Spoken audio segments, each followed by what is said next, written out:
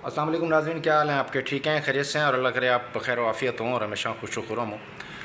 बात चल रही है माशरे में, हमारी सोसाइटी में, पाकिस्तान में एक आम और जो मुतवस्सित तबके के शहरी हैं वो ज़्यादा इसको डिस्कस कर रहे हैं कि हुकूमत ने 35 रुपये जो है वो PTV की फ़ीस के कम कर दिए हैं।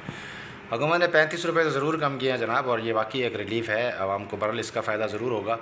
लेकिन एक और इसके साथ ही जो कार्रवाई डाली गई है वो कार्रवाई शायद आवाम के लिए ज़्यादा मुश्किल का सबब बन रही है।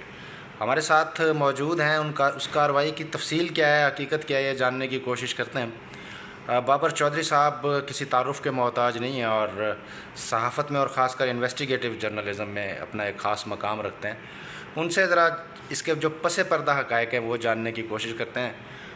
बाबर चौधरी साहब, आपका बहुत शुक्रिया। ये बताइएगा कि 35 रुपये का रिलीफ़ मिला है, कैसे देख रहे हैं इस रिलीफ़ को, और इस रिलीफ़ की आड़ में आवाम के साथ क्या हाथ हुआ है? पताफी साहब, पंजाबी की एक मशहूर मिसाल यहाँ बड़ी सादर आती है कि सज्जी खा के खब्बी मारना। ये PTV की जो 35 रुपये फ़ीस है ना, ये लगी रहती तो अच्छा था।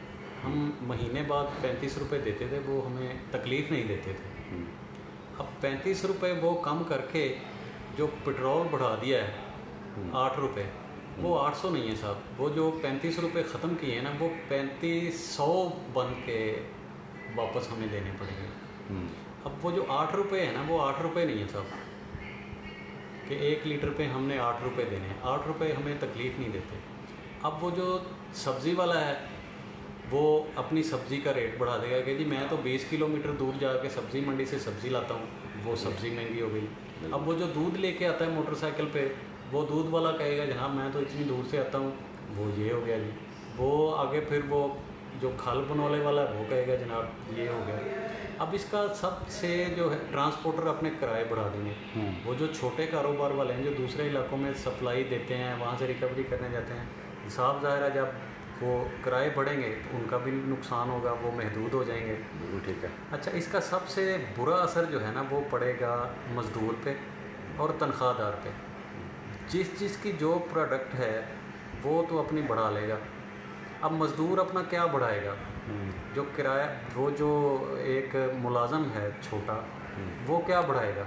वो तो हुकूमत की तरफ देखता रहता है। और वो मुलाज़म जो सरकारी नहीं है, सरकारी मुलाज़म को फिर भी आस होती है चलो साल बाद 10% 5%। जो पहले ही पिसे हुए हैं, जो छोटी मुलाजमतें प्राइवेट करते हैं, उनका तो बहुत बुरा हाल हो जाएगा कि अचानक से समझें आप वो 35 रुपये ख़त्म हुए और 3500 इजाफी बोझ बढ़ जाएगा, जो मुख्तलिफ़ चीज़ों के रेट बढ़ेंगे। ये गैस के बिलों पे भी तो कुछ हलचल मचाई है गवर्नमेंट ऑफ पाकिस्तान ने, वो जी, जो ये एक बहुत अच्छा आइडिया जो है ना दे गए हैं नकवी साहब, बतौर निगरान वज़ीर आला पंजाब थे। नकवी साहब जी आजकल वफाकी वज़ीर दाखिला वफाकी वज़ीर दाखिला हैं जी। उन्होंने 2-3 बहुत अच्छे काम बताए हुकूमत को कि आवाम को हमने जलील कैसे करना है। एक तो ये कि आप धड़ाधड़ लाइसेंस बनाएं। चलिए, लाइसेंस एक सरकारी दस्तावेज़ है, वो हर बालिग के पास होनी चाहिए, इसमें कोई दूसरी राय नहीं है। लेकिन ये लाइसेंस जो है ये एक्सपायर कैसे हो जाता है कि जितना बंदा सीनियर होता है तो वो ज़्यादा अच्छे तरीके से गाड़ी चलाता है। अब ये साल बाद, 2 साल बाद, 3 साल बाद ये एक्सपायर भी होगा। भाई क्यों होगा? आपने फ़ीस ले ली, इसको चलने दें।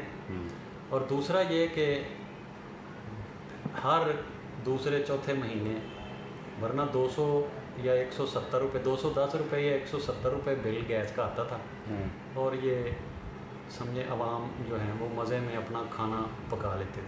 सही है। अब ये LPG से जो है ना ज़्यादा महंगा होता जा रहा है। अब एक बड़ी फैमिली है 10-12 अफराद की, तो वो अगर गैस इस्तेमाल करेगी, वो जो इन्होंने टैरिफ बनाया वो अगर क्रॉस कर जाएगी तो आप समझिए LPG से तो वो 4 गुना ज़्यादा।